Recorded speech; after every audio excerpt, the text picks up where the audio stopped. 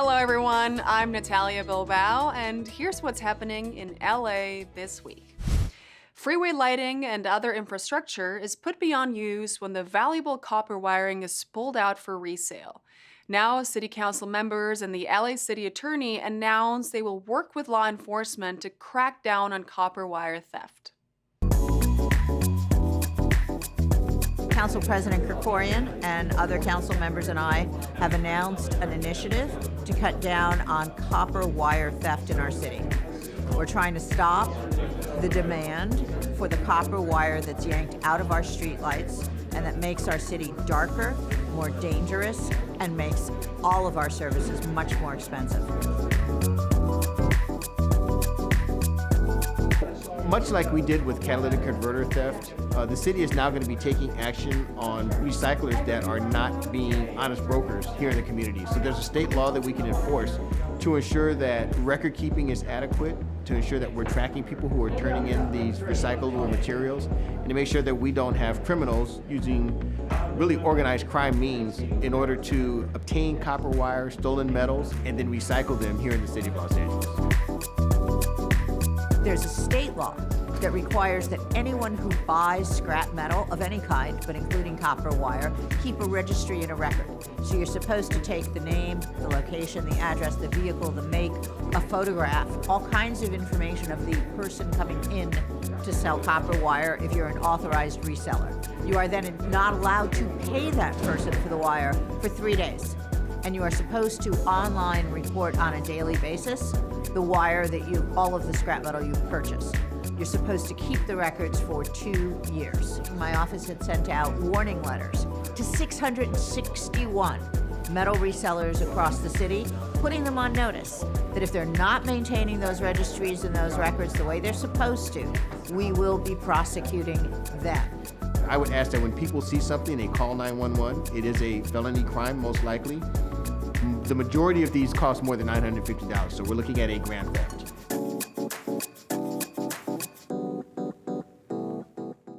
Los Angeles Fire Department Foundation supports the 3,500 firefighters, paramedics, and sworn personnel who risk their lives to keep LA safe. Each year, the foundation honors a select few who have gone above and beyond their sworn duty. Here we are tonight, we're at Dodger Stadium. We're here at our Valor event 2023, and we're here to recognize 6 of our awardees, our firefighters that went above and beyond in the call of duty. I'm honored to recognize the 6 firefighters who remind us of what is really at stake every time you put on your uniforms. It's the safety of our families and the security of our communities. These firefighters will be honored with a Medal of Merit or a Special Commendation Award for their exemplary actions. In addition, we honor the Unit of the Year as well as the foundations and organizations that have been crucial in supporting our fire department. It is undescribable. I mean, just the praise and adoration of the department and the city and the donors and the sponsors. It's just unbelievable. I mean, it is really rewarding and refreshing to be able to get recognized for what you do. Not that we want it, but when it does happen, it is just unbelievable. The families that were here, they know how hard their loved ones work, but to be able to get just a little bit of recognition, our firefighters, each and every one of them tonight, if you were to ask them, what about it, they're going to say they did their jobs. But it's special for their families too, and that's actually one of my favorite parts about this type of an event. I've been doing this job for over 33 years now, and to be able to serve the citizens of Los Angeles, the very city that I arrived to in 1972 from Louisiana, I never thought that I would come and live in Los Angeles in the Nickerson Garden projects in South LA and serve in such a capacity as a battalion chief for the city of Los Angeles and the citizens of Los Angeles. So it means everything to me.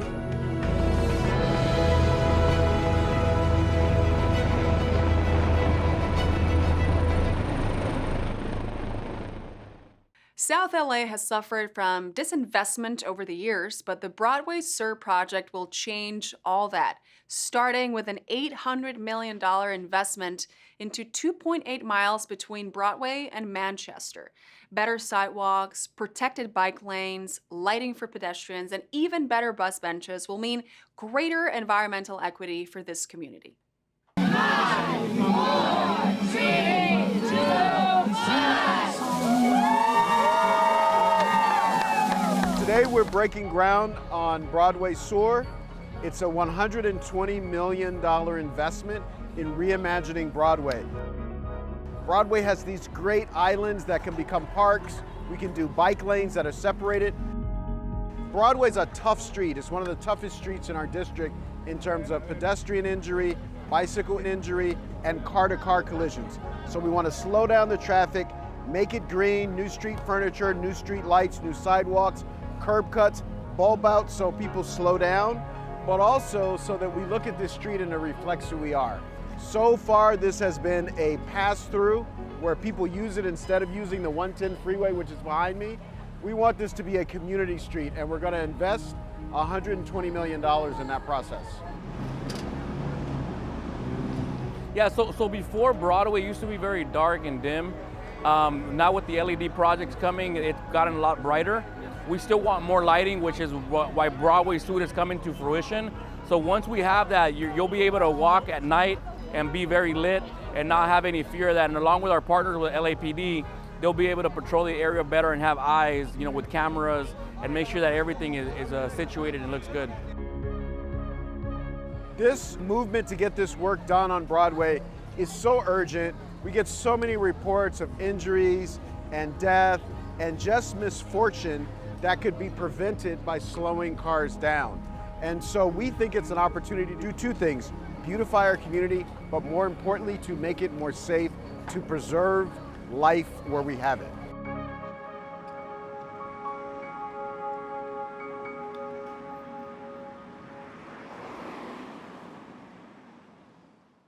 Councilwoman Heather Hudd has a recipe for a successful Thanksgiving. Knowing that not everyone asks for help, she hosts an event to fill the gap, giving the gift of a turkey and all the trimmings to those who need it, and offering community support for Angelenos along the way. Take a look. Hi everybody, we're at the Michelle and Barack Obama Sports Complex. This is our Thanksgiving holiday giveaway. Folks are lined up way down the block because we have food insecurities. We're in the 10th district with Heather Hutt's office, and they generously taking care of the community, bringing out thousands of turkeys today. Today you're going to get a turkey and fresh vegetables. We got celery, peppers, onions, tomatoes, some fresh eggs. I've been the person giving out the eggs, right? So I'm like, good morning, I'm so glad you're here. Happy Thanksgiving. And so they're surprised about the eggs and really happy, by the way. I'm just grateful to support a great cause in my neighborhood. I grew up here, so I'm just happy to be present and just make sure everyone has a great holiday. This is a big help to a lot of people because a lot of people have high mortgage, tax, rents, and the medical bill is so high. So that's another high thing. We have affordable or low-income housing right here, 2,000 units across the street, 434 units down the street. People are in need, and we're happy to satisfy that need. Without things like this, how would you know that your community cares about you? I'm glad they did do this. A lot of times people don't think about the community. They only think about themselves, and that's not right. You gotta look out for other people.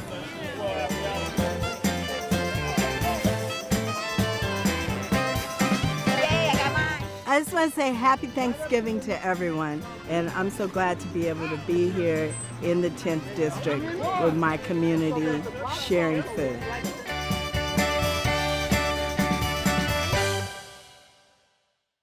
LA City Council approves rent increase. Micro Enterprise Recovery Grant Program opens, and LADWP warns customers about scams. These stories up next on CityBeat.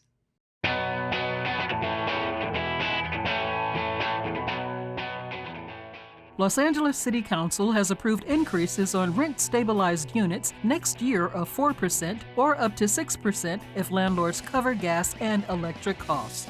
640,000 units fall under the Rent Stabilization Ordinance, RSO, and 125,000 landlords operate in the sector, according to the Los Angeles Housing Department. LA's Housing Department will work with United to House LA to develop programs which will give further assistance to tenants, landlords, and small housing providers. Rent-stabilized units will see these rent increases come into effect from February 2024 as COVID-related provisions prohibit rent increases through January 31st. For more information, visit housing.lacity.org.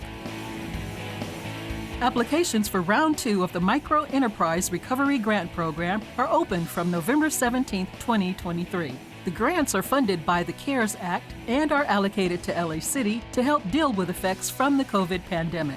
Grants up to $5,000 will be awarded to eligible businesses, with priority given to those that have not yet received any city, state, or federal assistance. Funds can be used for business operating expenses, including but not limited to payroll, lease payments, insurance, and inventory. For more information on the microgrant and how to apply, visit the Economic and Workforce Development Department on ewddlacity.com and click on the Recovery Resources tab.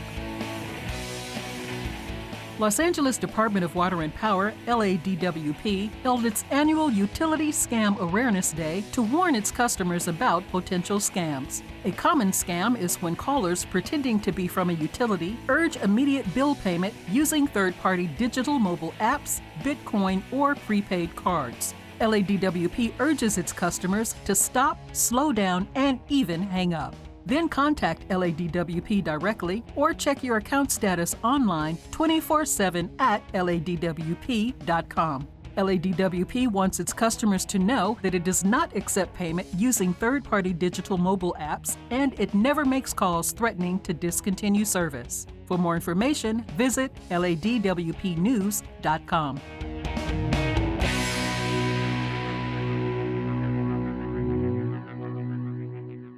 It's bigger and brighter than ever. It's lit in Council District 8, where Councilmember Marquise Harris-Dawson is hosting the holiday celebration that brings snow and lights to Broadway for the season. Let the merriment begin. 3, 2, 1.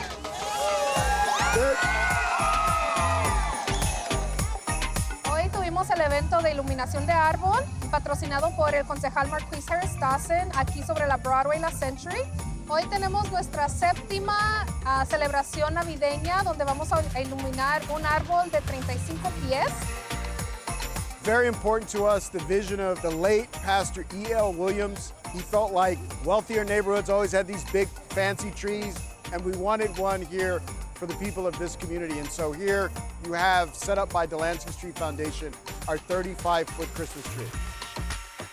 Este día festejamos el día de Navidad aquí en el Distrito 8. Trajimos nieves o trajimos a Big Bear al subcentro. Hay niños que nunca han visto la nieve en realidad, en persona. So, para ellos mirar la nieve, el hielo, era como algo de una película. So, muchos corazones contentos y mucha gente feliz. Para nosotros significa mucho porque hay muchas personas que viven en nuestra área que no tienen los recursos para poner un árbol en su propia casa a veces. So, teniendo esta oportunidad aquí es algo para involucrar a la comunidad, de que somos todos una persona, no importa de dónde vienes, de qué país. Aquí nos unimos como una familia para aprender el árbol y celebrar las festividades. Fue un evento muy importante, estamos muy emocionados. Hay más organizaciones locales que se están uniendo a la celebración y es algo muy especial que tenemos con los residentes locales a quienes queremos apoyar. It keeps up the spirit in the area. Every time we do this, since 2015, it creates energy in the community. It brings people together. Young people get to have a good time during the day. Families get to be together. Seniors get to experience community with their neighbors. And so it is just an all-around 100% warm event that is appropriate for the holidays. Y último mensaje para ustedes es que siempre tengan a su familia cerca de ustedes, amen lo más que puedan y que se la pasen un año nuevo bueno. Going greener starts at home. LA Sanitation and Environment hosted a workshop with information and tools to show how easy it can be to reduce your carbon emissions and environmental impact. Anyone can start a home garden or help to make compost, and then everyone on the planet gets the benefit.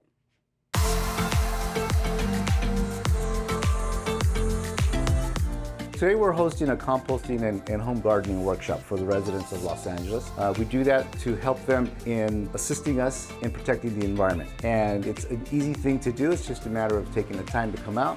We provide you with all the information. We also provide you with the tools on how you can compost at home. It's important to provide this resource to the residents and community members, as many of them need food sovereignty and are learning to provide that for others by their different nonprofits, community groups, schools, or other involvements in the community.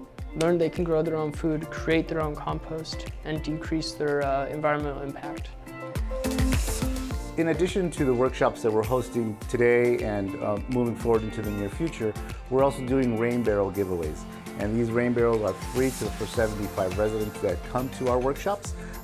We also are giving away food waste pails to help them also, again, remove that organic waste from the waste stream, because now, as a result of what's called Senate Bill or SB 1383, the residents of California can put all of their food waste, in addition to their yard waste, into the green bin and no longer into their black bin, where we'll collect it from you and then manage it from there. So the importance of composting is so that we can remove that organic material, sequester it, if you will, from the waste stream, so that we can then break it down, make nutrient amendments, put it back into the soil where our plants will benefit from. In addition to that, by removing this organic material from the waste stream, we're preventing it from going to landfills, where once it breaks down, it generates what's called greenhouse gas. Methane is one of the probably most powerful greenhouse gases that are impacting our environment. And so again, we're able to close the loop on carbon, if you will. I would like the residents to understand that they can grow a garden and compost in their own space with whatever resources they have and that we are able to provide.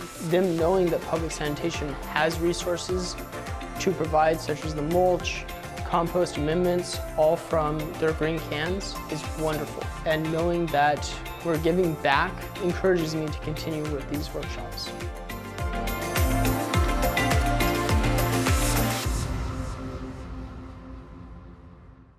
For more information on composting or to get a free kitchen pail for food scraps, visit lacitysan.org. The Community Investment for Families Department held a policy forum with United Parents and Students to discuss basic income guaranteed. LA's program called Big Leap supported 3,200 families by paying $1,000 a month for 1 year. That stability of income went a long way to fight rising costs and uncertainties. We're here at Southwest College, where the Community Investment for Families Department is partnering with United Parents and Students to host a policy forum to talk about the guaranteed income work. Our program in our city, which is Big Leap, Basic Income Guaranteed, is one of the largest programs in the country. In total, it reached 3,200 families and provided them with $1,000 a month for 12 months of unrestricted financial support. We're very excited and proud of this work, and we want to be able to lift up the impact that this work had in communities across our city. It's been evident in programs around the country that when individuals are given resources on a monthly basis, unencumbered, they're able to use them as they need fit. And it's another important element in providing resources. This is a tool to, among other things, prevent homelessness. Rents are rising. It looks like the Rent Stabilization Board is going to give landlords an 8% increase. Whatever you think of that, that's 8% that people don't have. With eviction protections expired, we see this as a way to keep people in their homes, number one. Number two, help them with the rising cost of food. Number three, to help them with gasoline that they need to get to and from work, so that it stabilizes families and allows them to remain in their jobs and afford to live their lives, not in luxury, but as they live now, and free from as much economic insecurity as they currently face. We expect to see people to have better health outcomes, better employment opportunities, greater financial stability and housing stability, and we see that it will have a ripple effect in communities across our city. Certainly, I'm inspired and encouraged by what I heard today. I appreciate the enthusiasm that parents and students have about expanding this program, about continuing the program. And I pledge to do all I can to make sure the resources are available so that this program can continue. In this week's featured story, Councilmember Nithya Raman tells our Maria Hall Brown how housing and homelessness are not two separate matters and how progress is being made by adopting a holistic citywide approach to what is one concern.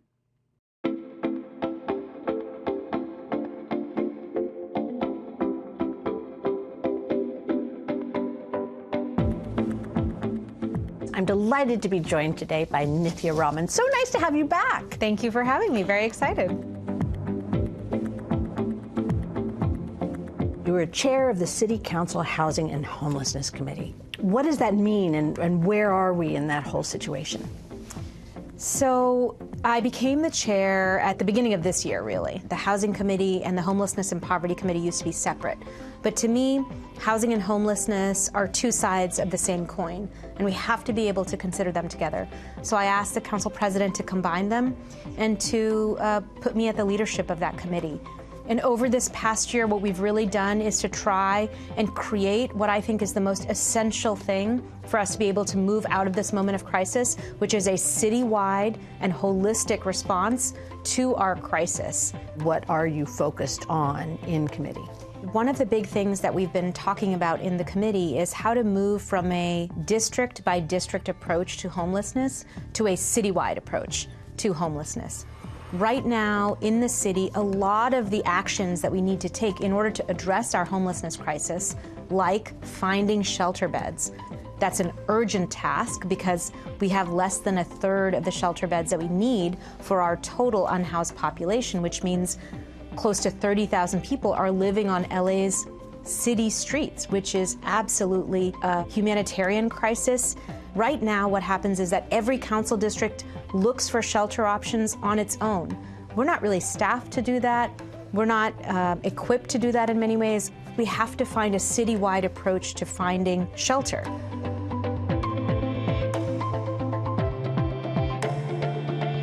I think when you're talking about centralizing something like the response to homelessness, that does mean that you're taking power away from individual council members.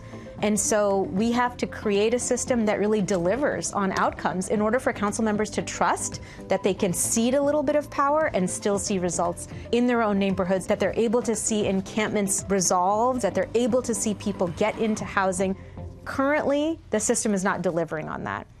There's also an issue that you have been addressing recently in terms of short-term rentals and where they are appropriate and are a benefit to a homeowner in order for income opportunities, and then when they are just a huge problem to everyone.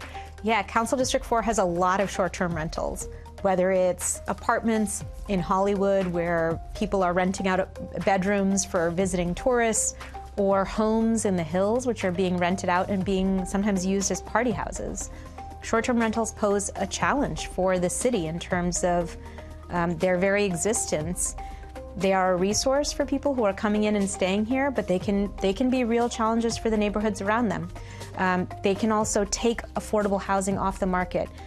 The city has a short-term rental ordinance that it adopted in 2018. What we've found, both anecdotally and in the experience of many of our constituents, and through data, is that that ordinance is simply not being enforced in the way that it should be. It can take 2 to 3 years for a single illegal short-term rental to be cited by the city.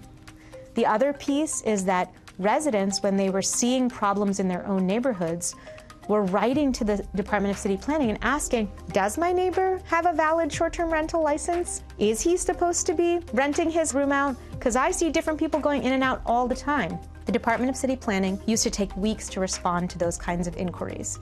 Finally, thanks to our work, we have a publicly available short-term rental database where you can put in an address. And so residents are far more empowered to be able to address issues in their neighborhood if they're seeing it, thanks to the work of council. But we have a long way to go to actually be able to solve this problem. Thank you so much for coming back, and hopefully we'll see you again soon. Thank you so much for having me. In this week's Things to Do, see the 43rd annual Black Doll exhibit, celebrate the season at Holidays by the Sea, and commemorate World AIDS Day on December 1st. All this up next on Things to Do.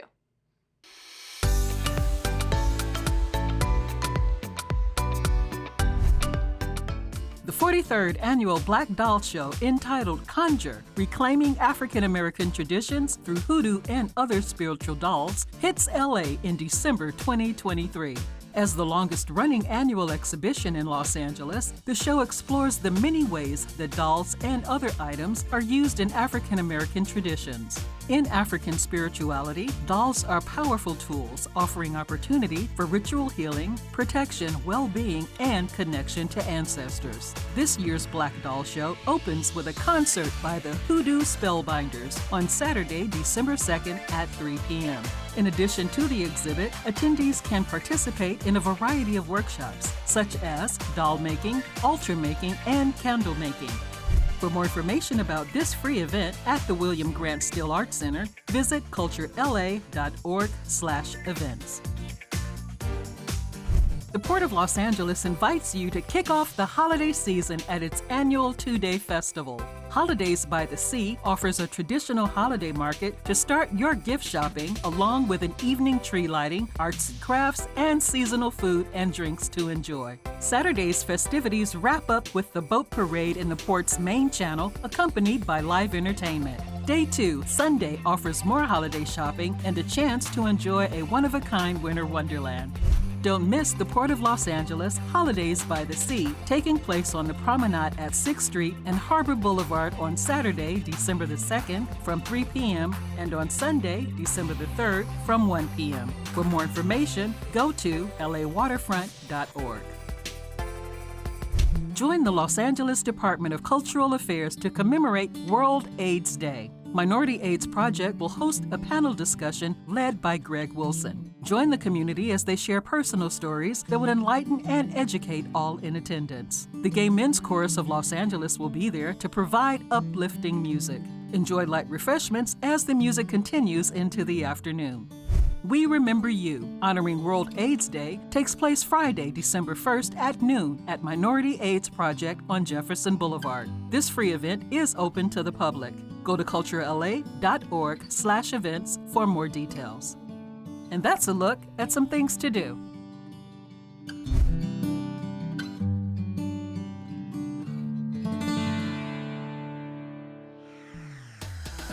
And that's all for this edition. I'm Nithya Bilbao, and from all of us here at LA This Week, thank you so much for joining us. You can watch us online anytime at lacitywiew.org, and we're also on Instagram, Facebook, X, and YouTube. See you next time for more LA This Week.